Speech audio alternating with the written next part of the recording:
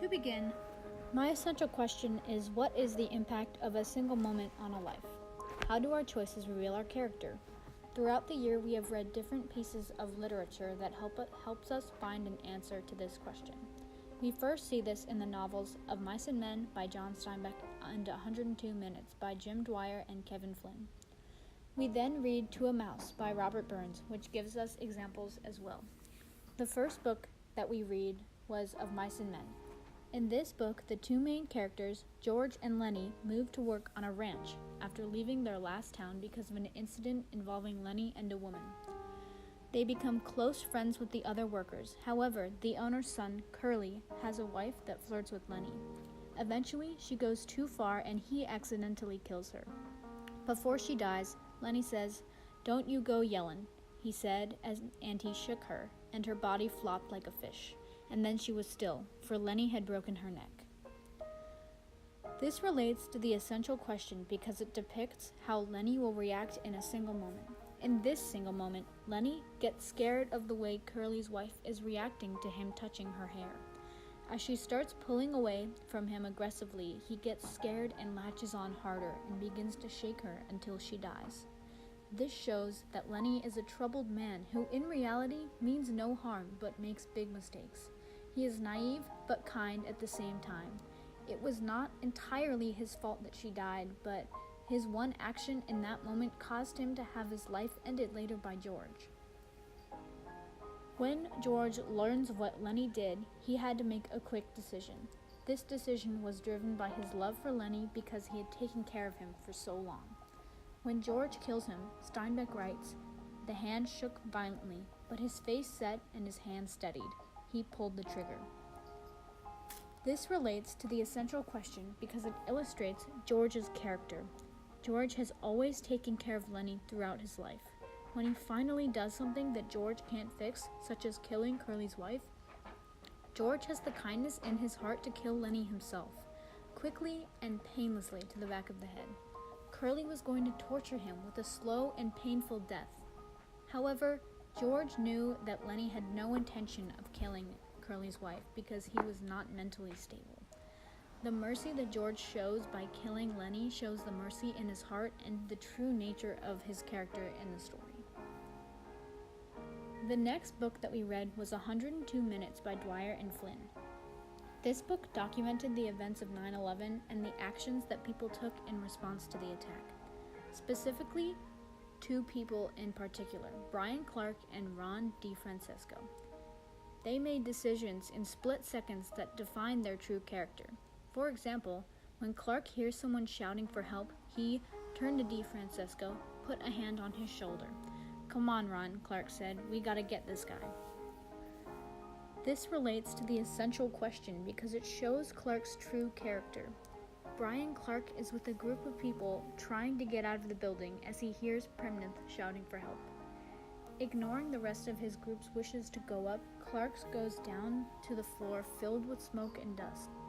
This shows extreme courage to risk his own life going into an unknown situation in order to save somebody that he doesn't even know. This single moment defined Clark's life as he became great friends with Premnith and went on to speak with him at major events to share their story of courage and bravery. In contrast to Brian Clark, DeFrancesco had a very different reaction to the attack of 9/11. Instead of jumping to save others like Clark did, DeFrancesco could not step up to the level of bravery when it writes, "The dust was heavier than the smoke, it seemed to Clark. DeFrancesco held up his backpack over his face and tried to breathe through. Unable to get any decent air, DeFrancesco backed out of the floor and into the stairwell." This relates to the essential question because as Clark was attempting to save Premnith's life, even with the poor air quality, DeFrancesco does not have the strength to keep going. He left the situation knowing that there was a man trapped and he could have helped save him. This single decision impacted his life because it reveals his true character in a time of crisis. He chooses to make sure that he is safe before helping others, which is very unlike how Brian Clark acted. In the end, his decision to go up the stairs ended with him realizing that there was no way out from going up, forcing him to go back down again. The supplementary text that we read was called To a Mouse by Robert Burns. In this poem, written from the viewpoint of the farmer, he talks about the truths of the world and his mouse friend. He talks about the things that the mouse has to do in order to survive the harsh environments of the world, especially with the approaching winter. He writes, "I doubt not sometimes, but you may steal. What then? Poor little beast, you must live." This relates to the essential question because it shows the character of the man. In that single moment, the mouse steals some of the farmer's food that he produced from his crops in order to survive. This mouse has no other way to provide for itself except stealing from others. The farmer understands that this is the way that the mouse lives, which reveals his character to the audience. He is a compassionate man with kindness in his heart for animals trying to survive the approaching winter. He says the poor little beast must live somehow, even if it means sharing some of his crops with him. One day, he accidentally runs over the mouse's house with his plow. Because of this, he writes, "You thought to dwell till crash. The cruel plow passed out through your cell. That small bit of heap and leaves and stubble has const you may a wary nibble." The farmer is describing how he plowed over the poor mouse's home, and now he has nowhere to go. This single moment reveals that his character is kind and compassionate, and his accident was a terrible mistake. He did not mean to destroy the mouse's house, and he understands that what this means for the mouse to not have a home. The winter is coming, and the mouse is going to have to find a place to survive the cold, since there is no time to build him a new house. Another example does not come from a book or a poem, but from a real event that happened. In 2014, Aitzaz Hazan, a 15-year-old boy, was standing outside his school in Ibrahimzai. While he was waiting to enter the school with his friends, he spots a man with a suicide jacket on. Aitzaz confronted the man and grabbed hold of him as he detonated the vest. The man died along with Aitzaz, but the entire school was saved. In response to this tragic event, people spoke out. A student said, "The vacuum left by his death may never be filled.